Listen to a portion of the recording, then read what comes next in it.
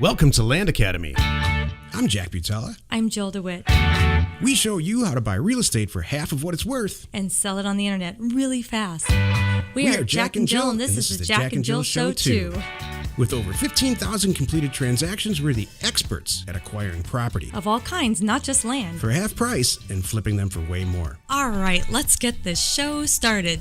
Jack Butala with Jill DeWit. Howdy. Welcome to our show. In this episode, Jill and I talk about demystifying real estate investment. This comes up every single day. It's a big word. I got to write Show this today, down. Jill. I mean, before we get started, let's share something interesting that happened to us recently. Jack, Demystify it. let me demystify this. Do you believe this show is number 300? No, I just saw that. That's what I wanted to pause and say. What? And it's not the 300th show. We had a whole podcast before this, so. Right. How many did we on the other one? A lot, and they were hours long. I mean, plus we've done probably close to 400, maybe 350 for sure. Do you remember those shows too? Like we talked, it would go like 45 minutes. Yeah. And I'm like, how do people, how do they hang in there with us? I would get bored after 45 minutes. Oh, 45? You're bored 30 seconds. Oh, thanks. I meant of me. We have Jill's got a super good workout friend, and every time I see him, he's like, "Why have you run out of stuff to talk about yet? How can you talk about land for all this for 300 shows?" Yeah, and I have to tell him it's not about land at all. It's about what Jill's wearing. Yeah, it's about fingers in the screen. Yeah, fingers in the scene. That's right. Fingers in the scene. Fingers in the scene. Yeah. So 300. I'm just thinking how wow. We still have not run out of stuff to talk about. No, because you're interesting. Thank you. I'm the MC of your life. That's what this show is. And I like that. Yeah. I'm good with that. I know. If you're the MC and then the person falling behind me with a clipboard, I'm set. That's good. Before we get started, let's share some interesting stuff. Oh, I'm sorry. Let's take a question posted by one of our members on successplant.com, our free online community. Even though we're 300 shows in, we can't quite remember the script. No, that's exactly. Even though it's right in front of us to read, we can't. Never mind. Okay, Ted asks, this is going to be good. Did I screw up? Mailed a county 1,500 letters, getting responses, but I never checked to see if the county had GIS mapping. They don't. How do I research the properties now if I can't find them on a map somehow? Are there other resources I can look into? RealQuest can't pull it either, as the mapping link is not available, which makes sense since the county doesn't have it. Yeah. So what this tells me, I think, is the county never scanned in their plat maps. If it's that bad, if it's that rural, here's the good news. Nobody has purchased properties in this county for a heck of a long time. So if you're close enough to the county, Ted, go over there and take the purchase agreements that are signed that you got back and do some research. Sit down like it's 1943. Sit down and pull up plat maps and take a look. Bring your computer and look it up on Google Earth. That's the good news. The bad news is, sometimes it's harder. Believe it or not, and we covered this on a show like 3 or 4 shows ago, this is the way it always used to be. I mean, GIS is not that old. We never had GIS when I started this. So we had to do this all the time. Mm-hmm. So, no, I think this is a good thing, not a bad thing. And no, you did not screw up. I mean, next time you're probably going to check, but I think you're going to, when you look at your bank balance about 45 days from now, you're going to say, oh, no, I didn't screw up at all. Mm-hmm. A little extra work on the front end, the engineering, but I think you're right, Jack, because that would scare some people away, Ted. It's making you think twice about it. So that means you need to power through, because that means you now know you have less competition and you need to do this. None. You have no competition for this asset. That's true. Over the last 2 years, I've had multiple people because our data products cover 98.5% of all the counties, and many people have asked me, well, what's the 1.5%? Because I'm going to go camp out there. And the fact is, I don't know. I would have answered him straight up, but I just haven't gone in to really cross-check the two databases. But I'll tell you right now, there are several counties in Arkansas that not only do they not have a website or GIS, but they actually are not computerized. Believe it or not. I've run into. Go ahead. I'm sorry. No, it's okay. But I mean, it's they by choice. It's not that they don't want to. They want to do that. Texas, same thing. A lot of Texas property places. I think that's probably what you're going to say. They only work 3 days a week because they have jobs, they're so small. They're so small. They maybe record something a couple times a month. Yeah. Kind of thing. I've had counties in Texas where the recorder doesn't even have a phone number. I was like calling the one general courthouse phone number, and you get transferred to Betty when she's in, kind of thing. Good luck finding her. Yeah. Betty has absolute power too, I bet. Oh my gosh, it's hilarious. Again, when she's in. So Betty wears 6 hats. Betty is the sheriff. Betty is the recorder. That's what I mean. Judge, jury, and executioner. Yeah, that's true. She's the judge. She's the orderly. Betty does it all. Absolute power. So that's not a bad thing. So you know what? And even I got to tell you, I have also used this as a sales tool. I have told people considering in the area, I said, you know what? Talk about a good place. I mean, everybody leaves everybody alone. Good luck finding somebody in the county. So if anybody had a problem with what you're building out there, it's going to take them 6 months to find somebody to even complain to. You know what I mean? Yeah. So they're like, oh, yeah, this is a good thing. Depending what you want to do, could be a good thing. It's hard to convey what goes on in this business because no one believes us. But That's yes, true. Yeah, absolutely. Yeah. The other thing too, Jules, I look at it, you and I are the same about this. All I ever see is opportunity. I don't see too much bad stuff out there. Yeah.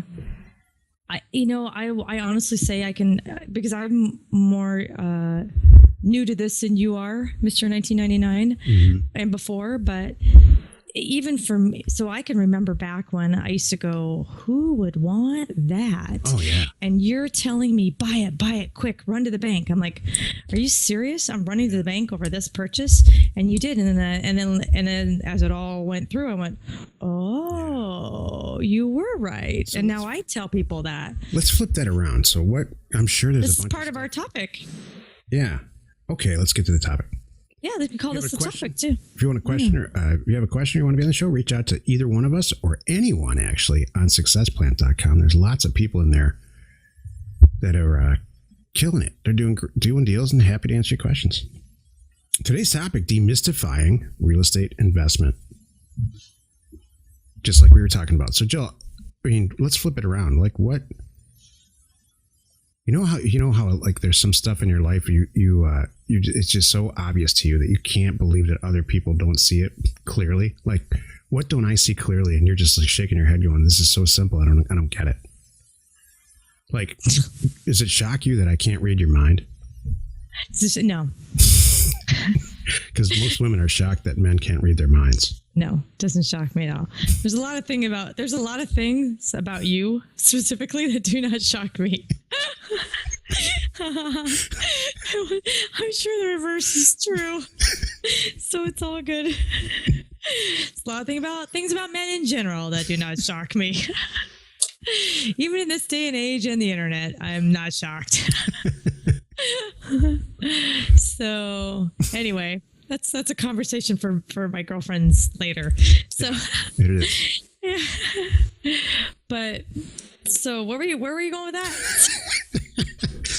Today's show is about demystifying real estate investment. I think there's a lot of people that just say, gosh, there's no way I could do this. It's too complicated, or there's some reason it's looming in their head. Like, I came up with this topic a while ago because I have been baffled, and I no longer am baffled at all, but I've been baffled in the recent past about social media. Remember, there was a time where I'm like, oh, let's just get the kids to do this, and it's not that complicated. You have to, talk to people, answer their questions, get yourself out there, and if you're an ultra boring, terrible person, social media might not be for you. But if you're horsing around all the time, having some fun, you might as well do it online. It works. Mm-hmm. So real estate, I have a short list of things like that I think people are they get caught up. Like, I need a ton of money. That's a number one. That's one. Okay, I can cross that off. I wrote that out. I'll tell you right now, there's way more money out there than talent. So if this is what we teach. Learn how to source great real estate deals. Learn how to be a bird dog. The money will find you. Believe me. You do one deal where it's 40% of its value. People are going to find you to try to get you to do the next deal, find the next deal. So it's a lot less about the real estate and more about, here's a demystifying topic, driving for dollars and finding a dilapidated house. Silly, silly, silly, silly. Jill will tell you about it. Why is that silly? Jill? Oh, I hate that. It's such a waste. Oh my gosh. It's just such a waste of time. It really is. There's a reason. I always come back to the people that do that when they come back to the office and they have those 4 properties where they were able to act on 4. And most of the time, no. There's a reason why they're sitting there tied up in probate or whatever it is. And it's boarded up. And the guy next door, by the way, is itching for you to send him a letter. He just paid off his mortgage. They're ready to downsize. Boy. Perfect. Gosh, if they just could just... You're not looking for a piece of real estate. You're looking for a situation. You're looking for a very motivated seller. Could be because somebody died. Could be for a million reasons. You don't know. But somebody gets an offer in the mail the next day and they're like, what? Absolutely, I want to do this deal. I don't even want top dollar by any stretch. I just want to be done with this thing. It has nothing to do with whether it's dilapidated or brand new or anything else. It's a situation, not the piece of property. Same thing, same situation with our assets. So that it's not, you don't have to know a lot about real estate about this. You just have to understand that getting a lot of offers out there and then dealing with it and managing them, that's what you need to know. Chances are you're doing that in your job already. You're managing people and managing stuff, and that's what this is. Go ahead. I have two that I wanted to add. I didn't know if you sound like you had a list. Do you have a list? I do in my head, but okay. You always bring a very. Go ahead. Your stuff's better than mine almost always. Oh, well, as you're going through and you're talking about them, I'm trying to think of all the conversations that I have with people because you're right. This is such a mystery to people. Oh, you're a real estate investor. They're like, first I kind of got to sit back and think about what the heck is that, and then they think, oh, how did they get there, kind of thing. And I'm like, well, it's kind of not that hard. You buy your first property and you sell it and you make some money, or you just bought something, you invested in it. Guess what? Now you're an investor. Now you're selling it.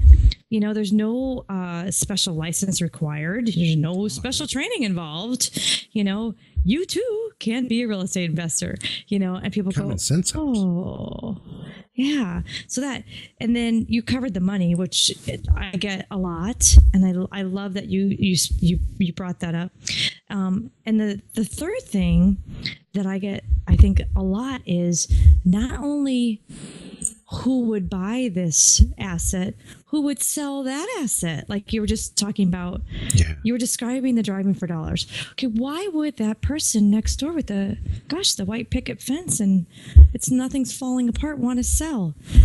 You don't know. There's some situation in their life. So I have to explain that to people. There are people in all over. And it's funny, once you start talking to people and explain it, they go, oh, yeah, like my parents. I'm like, yeah. They're like, my parents are trying to downsize right now. Yeah. And they needed da-da-da-da-da. We all went to college. Da-da-da. I'm like, bingo. I said, I bet your parents don't have a mortgage, do they? Go, yeah, no, they don't. I'm like, hello? And they go, oh. Ding, ding. The light bulb goes off. So there are people out there who want to sell. They're waiting to hear from you. And then there are plenty of people out there who want to buy, again, waiting to hear from you. That's it. Thank you. So, I don't know what else could be so mystical about this. Again, I've been in it for 15 or 16 or 17 years, and it's just not that complicated. But again, I bring up the social media thing. I was mystified by that, and when I got into it, I said, it's no big deal at all. Yeah, I think we are trained to think that you have to buy a property through a real estate agent. We're trained to think that you have to do this way and you have to do that way. And once you think outside the box, or even for you and I, Jack, we question things. Yeah. Look at the companies that we have started and are coming in our future because we're questioning it and going, well, why can't we be a Title 8 company? Well, we can. Exactly. That's what I'm saying. Who would have ever thought? And it's, you have to go out there and question it and check it all out. And if you want to do it, you should do it. You can. What? I'm kind of giving a little. The stuff that Jill says. If you want to do it, you should do it. And that's as far as the whole thought press for everything that Jill does in her life. Exactly right there. Hey, if you want to eat a cheesecake, eat it. Well, I mean, I don't think that's a bad philosophy to go by. Yeah, I mean, I don't either, but maybe sometimes there's other people in your life. But Nike did it before I did it. Okay. So if Nike can say then it must be right. Then it must be okay. I honestly, if there's anybody's listening to the show, listen. If there's anybody's still listening, if there's mystical things out there about real estate investment, let us know a success plan. I'll address them one by one. I'm telling you right now, there's nothing that you can't overcome in a couple of weeks. I'm really serious about that. Mm-hmm. The only people, when I'm in Success Plan and I see some of the questions and people getting hung up, it's like, it almost seems too easy that they can't believe it. Yeah. So they're creating their own obstacles. Well, I think that's absolutely, Joe. And I think I don't think this is just real estate. If that's the kind of person that's creating their own obstacles, they're probably doing it with a lot of other stuff too. Right.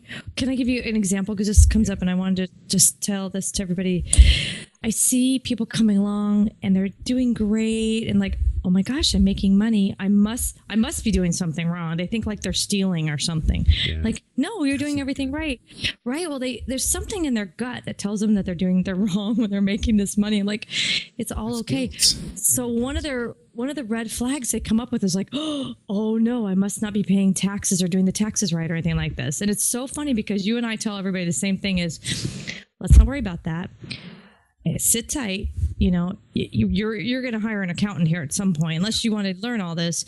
And you know what? You can afford it. Right. And they will do it all right and all perfectly, and everything's okay. And they almost have to process that and go, oh, okay, yeah, I guess I can see that. Yeah. It's that easy. In this country, somewhere there's this notion that you have to be dishonest to make money. I don't know where that ever happened. Or you're cheating or something. Yeah, I don't know. Or you're stepping on someone's head to pull yourself up. No. I heard somebody, one of my good friends, recently say, like, I've known this guy for a really long time. He said, "Well, you're taking advantage of people. You're finding them in a situation, and then you're intentionally making a lowball offer and kicking them when they're in the dirt." And I said, that's hilarious because I don't know many people that would thank me over and over and over again for kicking him in the dirt and sending him in cash when nobody wanted it. That's the other thing. I thought about that recently. When you really think about it, we're not like selling anything. We're not like sending somebody a letter and saying, "Hey, you want to buy this thing you don't need?" We're saying, "Hey, do you want me to send you a check for that thing you're not using anymore?" I mean, what's better than that? We're sending you money, not asking you for money.